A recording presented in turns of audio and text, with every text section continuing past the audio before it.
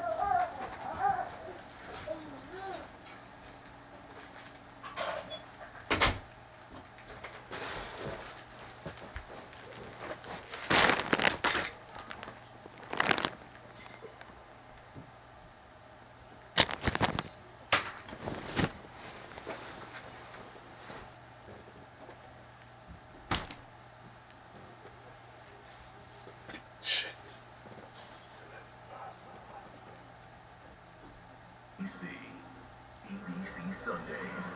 Escape your world. Enter theirs. To the town of Sheikhupura, and he's rushed into a rally, one of several each day. He claims a political tsunami is coming, which will sweep him to power. That's unlikely, but he has mobilized a new generation, and his rivals are watching carefully. Well, the message at rallies like this one is that it's time for change in Pakistan, and that has a powerful appeal, especially with the young.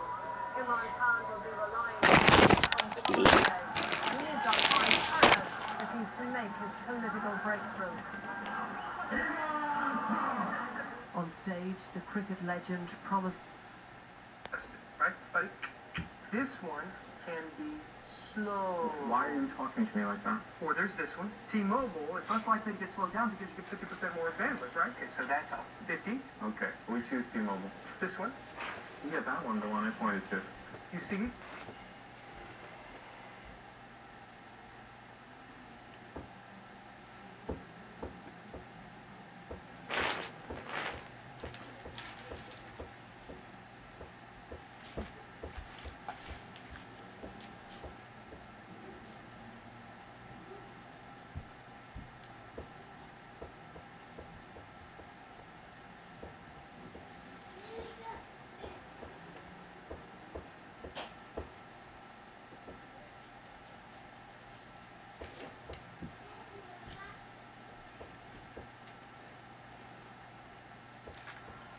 In the middle. We got the gang back together. It's like old times, right? NBC's Revolution. Watch it tomorrow at 10/9. Still too many unanswered questions. Officials want more investigation into the situation to avoid a repeat of the 2003 invasion into Iraq. Supporters of the administration say any move needs to be calculated. We've had a little problem with going to the UN with the idea of weapons of mass destruction before, so we certainly want to finish the investigation. No one from the administration has discussed a possible timeline for action. In Washington, Elizabeth Cran, Fox News. President Obama plans to nominate his new transportation secretary very soon. According to a White House official, tomorrow the president will announce Charlotte, North Carolina Mayor Anthony Foxx as his pick. If confirmed, Foxx would replace outgoing Secretary Ray LaHood. Foxx is the president's first black nominee among the new cabinet members appointed for the second term. President Obama faced criticism early in his second term for a lack of diversity among his nominees. Furloughed air traffic controllers are back at work. Big sigh of relief there. The FAA expected our nation's air traffic to be back to normal by this evening following a week of delays. On Friday, Congress approved a bill to end furloughs for air traffic controllers that were implemented as part of that $85 billion in automatic across-the-board federal spending cuts. When air traffic controller furloughs began last Sunday, planes were forced to take off and land less frequently so as not to overload the controllers who were still working. And the Manhattan-bound side of the Brooklyn Bridge will be reopening in just under 8 hours. Tonight, traffic continues to be redirected to the Manhattan and Williamsburg bridges or the Battery Tunnel while repairs are being made. The construction is part of the DOT's ongoing project to fix bridges and ramps all around the city. The Manhattan-bound lanes will reopen to traffic at 6 a.m. tomorrow. Traditional and contemporary Japanese culture was on full display in Brooklyn today. The annual Sakura Matsuri Festival took place at the Brooklyn Botanic Garden. Drumming and martial arts were along with flower arranging workshops, just some of the cultural events offered. There was also a menu of delicious Japanese food that was available at the Cherry Esplanade. Beautiful day for that. Audrey Puente is here now with our forecast. Hope it continues, Audrey. Well, unfortunately, Christina, this was it. I hope you enjoyed this weekend, folks, because we are expecting changes as we go into the beginning of the week. 69 is what we made it to in Central Park. We recorded that number at about 1:30 this afternoon. That's slightly above our average, which should be about 66. And this morning we started off above average too with our low temperature at about 51. Right now we've dropped down to 56 in Central Park. It feels comfortable out there with our comfortable humidity and dew point levels.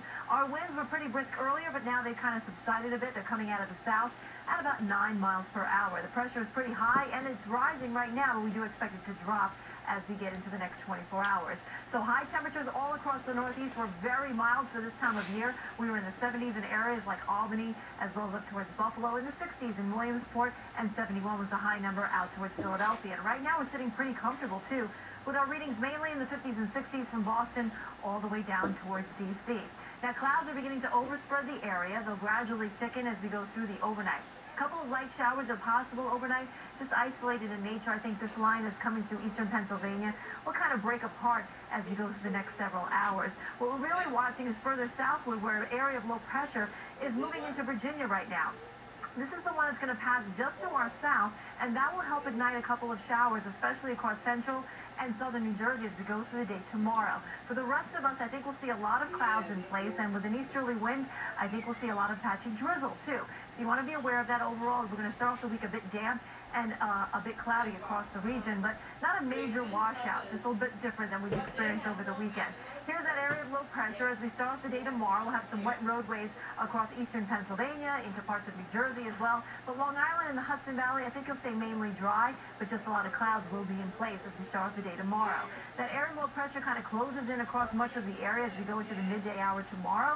So we'll have a better chance of light rain across much of New Jersey as we go through the day on Monday. Then as we get into the evening and into tomorrow morning, on Tuesday morning, we'll still have some lingering showers across New Jersey, but I think for everyone else it'll just be patchy drizzle with some cloudy skies, and towards the afternoon we'll begin to see some clearing as that area of low pressure starts to make its exit out towards the east. High pressure will come in behind it, and that'll keep us dry as we get into the second half of the week.